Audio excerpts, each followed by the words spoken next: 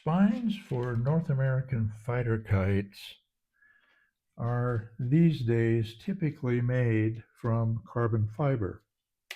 This is the carbon fiber I use in most of my kites that I've recently made, meaning the last few years. This is a piece of flat carbon, 1 millimeter thick, 4 millimeters wide. And it, in order to bend, has to have a tension line, which is what this is. This allows me to adjust the amount of bend in the spine to whatever I want it to be.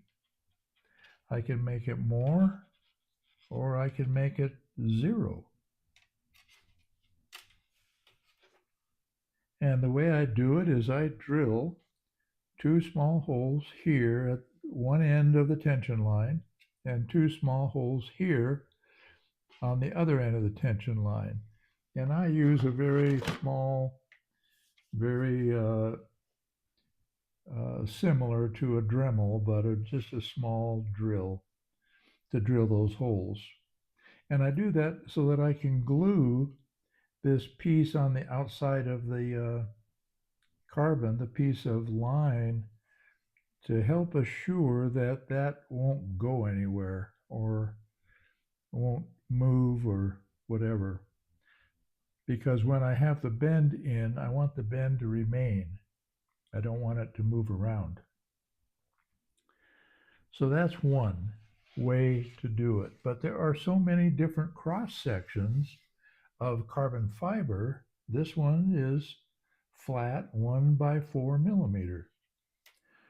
But this one is square cross section, 2 millimeters by 2 millimeters. So this is a little bit lighter weight than this one, but it's every bit as stiff, or maybe a little stiffer, than this. So it's lighter weight and as stiff or stiffer. So it means that it allows for a lighter weight kite, a kite that can fly a little better in lighter winds, or at the very edges of the wind window, whatever the wind speed is.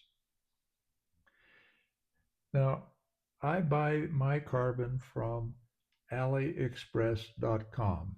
It's from China. And in China, they have all kinds of cross sections available. And you can experiment with them to find out what works best for you. One of the things I have done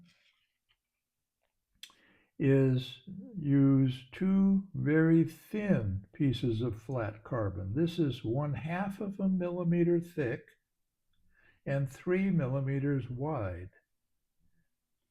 I laminated 2 of these together to make this. And when I did it, I put a little bit of a bend in it, so it's permanently there. The one thing I can't do with this, being a permanent bend, I cannot make it go flat if I were to want to do that. I can't do it. I can add a tension line and increase the bend, just like I would here. But this lamination makes the whole piece stronger and stiffer than if I just had 2 of these without the glue.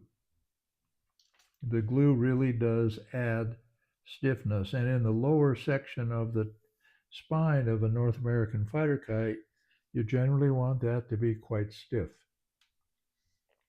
And yet the upper part near the nose, or about halfway, you want that to be flexible enough to be able to be bent and to stay bent when you do bend it. And it's good, for me anyway, that you can adjust the bend based on the conditions you're flying in, no matter what the kite or the wind speed. So I like a tension line. on most of my spines. But on this kite, I'm making it to fly in very, very light wind. And I'm trying to make it as lightweight as possible. And one way to do that is to use lighter weight material here and to not have the tension line, not that it adds much weight or drag for that matter, but it does add a little.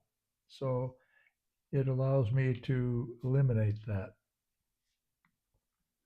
Now, you can find all kinds of cross sections in solid carbon fiber. A carbon fiber tube, round or square, is also available, but you can't bend them. They don't bend like this. Now this is a carbon rod, about 0.08 inch diameter, and I marked it here about in the middle, about where I want the bend to start. And what I did was I sanded it like this, made one side of the round flat, just like that. And when you're working with carbon fiber, if you're sanding it or anything that creates dust, be sure that you have good ventilation because you don't want to breathe it. It's toxic. So here I have a stiffer lower section because I did not sand this part.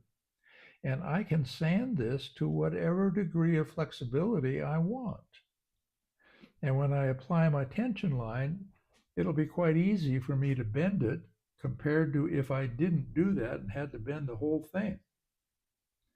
In addition, when I took some of the material off here, it also changed the weight balance of the material. So the spine now is much more tail heavy than it otherwise would have been.